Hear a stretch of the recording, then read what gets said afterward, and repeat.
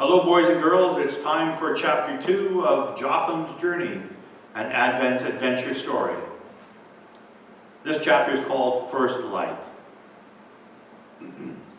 The jackal bared his teeth and growled low and evil.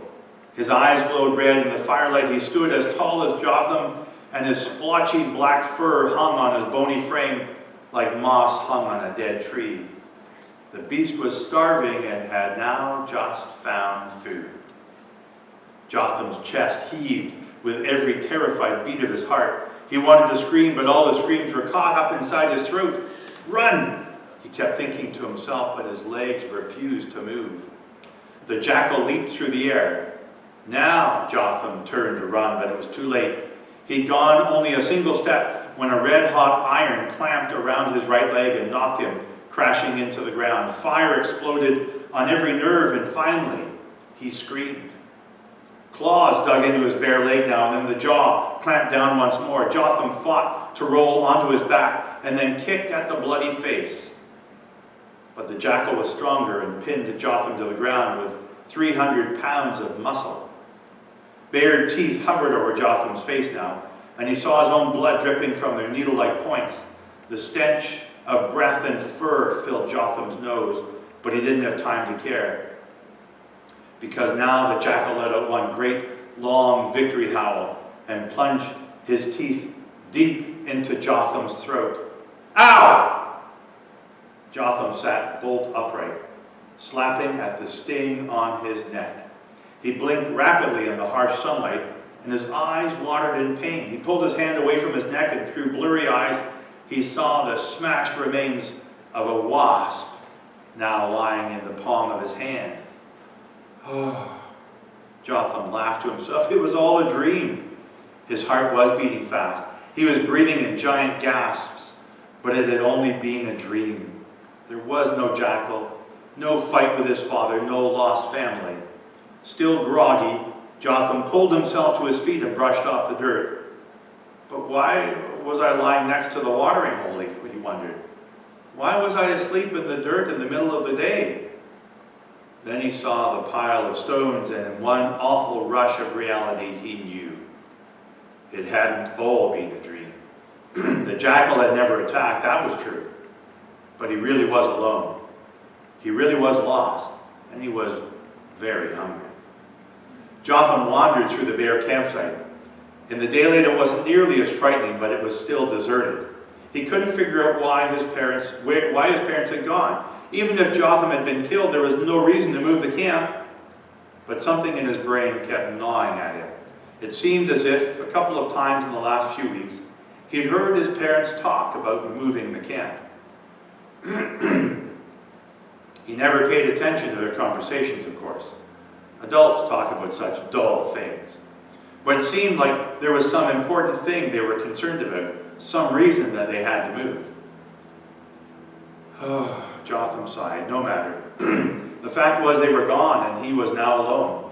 Now he had to find them, since they didn't know he was alive, and they wouldn't be looking for him. But which way did they go? The camp had been built close to a main road. Where it came from and where it went, Jotham had no idea. But many caravans passed by every month on the road. He studied the tracks on the road for a long time, trying to figure out which way his family had gone, but he found it impossible. The winter wind had mixed all the tracks together, so now he had a decision to make. Go left or go right. No matter what he had told his father, Jotham hated making decisions, especially when there was just no way to know the right thing to do. Finally, he decided to go to his right, toward where the sun rose each morning. So after taking a long drink at the watering hole and tying a scratchy little blanket around his waist, he started walking. Jotham liked walking on roads. Most shepherds like to stay out in the hills, wandering from this place to that place, not really caring where they were, but roads took you from one place to another place. Jotham liked that. He liked having a specific purpose for his walking. Of course, Jotham had no idea what specific place this road came from or went to, and he had no idea if he was following his family or walking away from his family. He could only hope and pray. He'd only been walking about an hour when the pain in his stomach began to overpower him. "Oh, I've got to find some food," he thought. But where? The sides of the road were bare and rocky. A few bushes pushed their way up through the rocks, but they were all brown and bare in the coolness of winter. Suddenly Jotham forgot all about his aching stomach. He just climbed a short hill when he saw that the road ahead of him entered a narrow canyon. Sharp rocks stuck out at all angles, creating dozens of places to hide. Jotham knew his father worried at places like this and would always make the caravan move in close together. These were the kinds of places where robbers hid. Usually they'd leave a large caravan alone.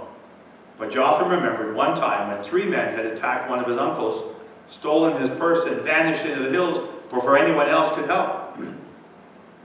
So what chance does a 10-year-old boy have? Jotham thought. By now, the hunger made Jotham's head feel like it was floating.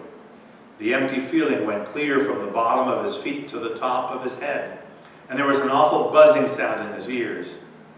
As he got closer to the canyon, his heart began to pound in his chest. He tried to look between the rocks ahead, searching for signs of robbers, but couldn't quite get his eyes to focus. He passed from the sunlight into the shadows of the canyon, and the walls themselves of the canyon seemed to come alive. It felt as if they were moving in closer with every step he took, moving in to crush him between their craggy fingers. Sounds seemed to echo off the walls, strange sounds, awful sounds, scary sounds. Jotham tried to follow the sounds with his eyes, tried to look at every rock and crevice at once. He spun this way and that, imagining at every turn a thief jumping at him with a knife drawn and a sneer on his lips. Jotham screamed, "Jehovah, Lord, save me!" And his scream scared a flock of birds out of their hiding place. They flew past Jotham's head and he swatted at them and screamed again. Then he turned toward the other end of the canyon and started running. He ran from the birds and from the robbers he'd imagined and from the evil canyon walls. He ran and he cried and he screamed. But just as he thought he was about to safety, when the end of the canyon was steps away, a man with a long black beard jumped out from behind the rocks and landed right in front of Jotham. Jotham screamed and tried to jump to the side, but he tripped and fell and struck his head on a rock, and everything went black.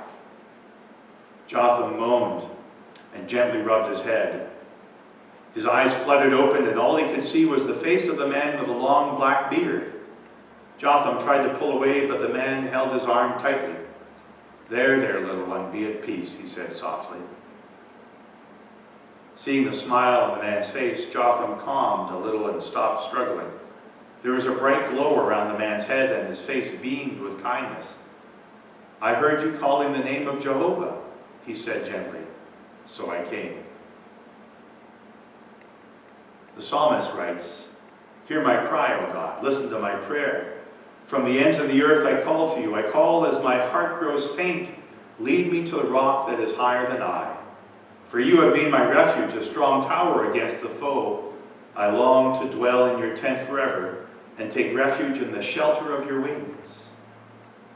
That was the prayer of the Israelites as they searched for God. They were tired of sinning. They were tired of being afraid. So they finally called on Lord Jehovah to rescue them. He answered them through the prophet Isaiah, who said, "So do not fear, for I am with you. Do not be dismayed, for I am your God. I will strengthen you and I will help you. I will uphold you with my righteous right hand, for I am the Lord your God, who takes hold of your right hand and says to you, do not fear, I will help you." Sometimes the fears we have are imagined. Sometimes they're real. Sometimes we're caught in situations over which we have no control, and sometimes we cause those situations ourselves. But God's word to Israel and to us is always the same. Do not be afraid. I will help him. I will help you.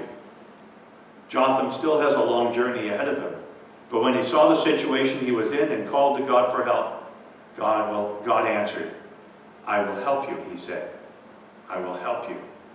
That's the promise. That promise is the hope that we hold on to as we look through Advent to Christmas.